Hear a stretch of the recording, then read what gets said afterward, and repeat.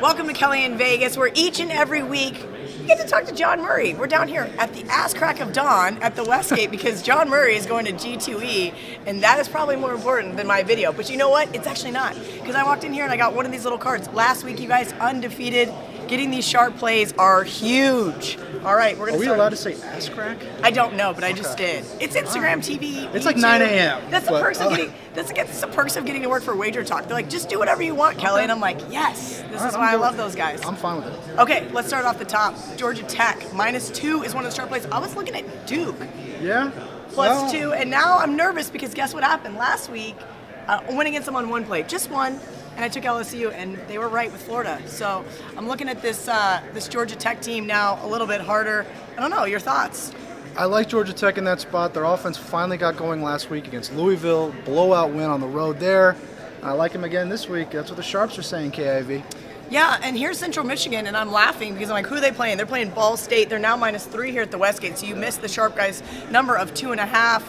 I don't think I can name a player on Central Michigan, so I'm going to let you have this one. I don't think I can name a player ever on Central Michigan off the top of my head. Yes, Eric Fisher. He plays for the Kansas City Chiefs yeah, now. Eric Fisher. Okay. No, I can't name any players in that game, but I lean to the Chippewas. Well, yeah, why wouldn't you? If the Sharp guys say it's the play. All right, another game where I'm clearly way off on. It's now Temple -7. I liked Navy at +5 earlier in the week. I did not play it, but now I'm not going to play it at all. Temple -6.5, -7 in some spots. That one's been pushed up. You know, Navy didn't look too good against Air Force this past Saturday, and a tough opponent. Temple killed East Carolina. I may or may not have been on East Carolina last week. That didn't go too well for me. Yikes. Okay, let's talk about a fun one that's not on this list, but I want to talk about it anyway. Georgia -7.5 now at LSU. I liked LSU getting 7.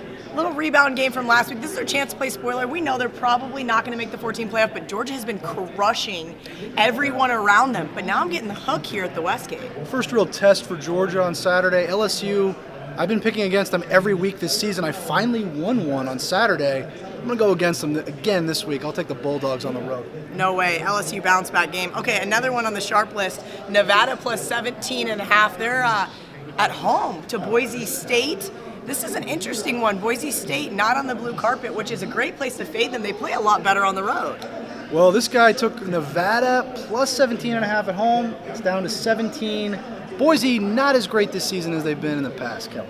Also true. Okay, another one. Of course, I was looking at Wisconsin for the Hottie Threesome. I did not end up playing them.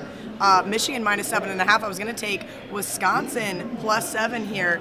But I do like what Harbaugh did last week. I gave it out. I did some stuff with the guys over at CBS HQ, and I said, listen, Harbaugh is a different coach at home in the big house. This Michigan team is a different team there, and they've been blowing people out at home this season. So maybe that is the right side. I always back Jim Harbaugh and John Harbaugh. I back both Harbaugh brothers all the time.